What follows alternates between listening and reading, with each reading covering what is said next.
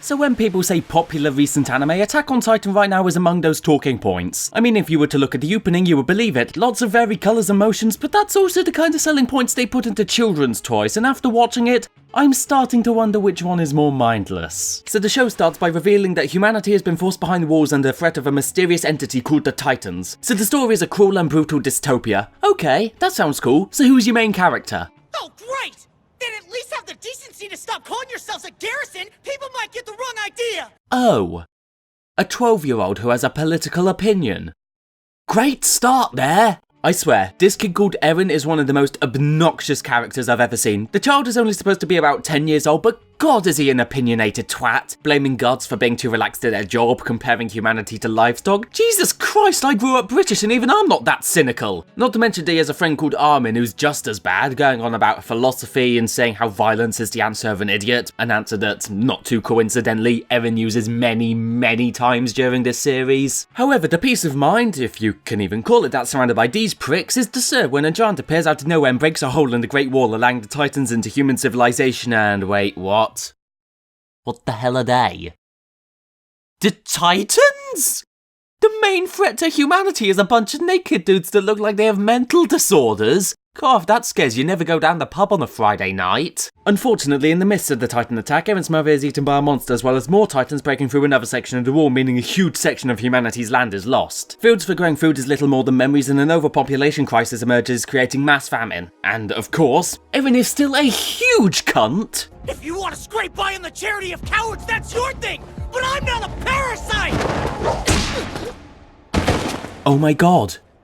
I think I just discovered the definition of waifu. So that beautiful girl just now is Mikasa, literally the best argument for feminism to ever emerge from the internet. She's the adoptive daughter to Eren's family after her parents died, and credit to her, when her old folks died, she stood up and got on with it. Eren's parents died and suddenly he's going to kill every Titan in the fucking world. It's unfortunate that her character is diminished slightly when she promises Eren's mum that she'd protect him for his own sake, and since this was technically her dying wish, Mikasa goes overboard and might as well be Eren submissive. She doesn't even cut her hair until Eren said she should. What are you, a badass at 6 years old? So in following Eren, because apparently a kid like this is the guy you should trust, the three of them join the military to become Titan Slayers. Mikasa passes top of the class, Eren ranks 6th despite the show telling us that he wasn't very good, and surprisingly, Armin passed. Also, despite the show taking almost every moment to show us how weak he is, Armin passed military school. Jeez, this really is a dystopia.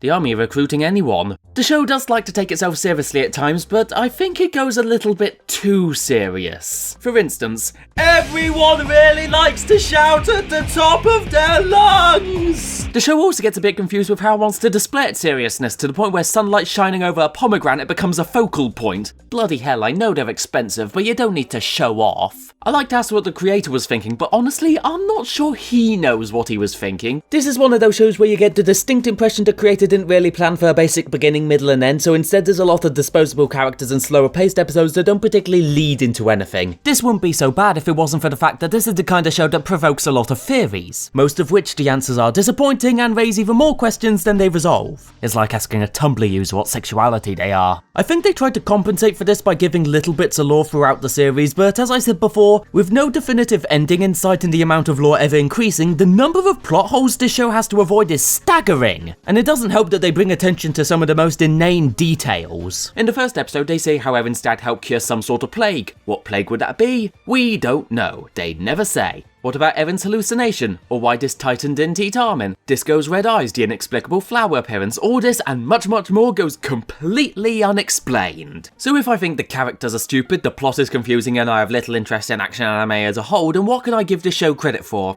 Well, as it happens, I would like to announce the first non-annual No Boobs Award. I would like to congratulate Attack on Titan for its service to the anime industry, for the sheer fact that it doesn't have any service for the anime industry. For it in no way uses large-breasted women in order to sell itself, not a single bit of fan service or cheap uses of cleavage or ass in any way. You have truly earned this. So a round of applause to the show, please. It's because of this I would like to award the anime Attack on Titan with this trophy.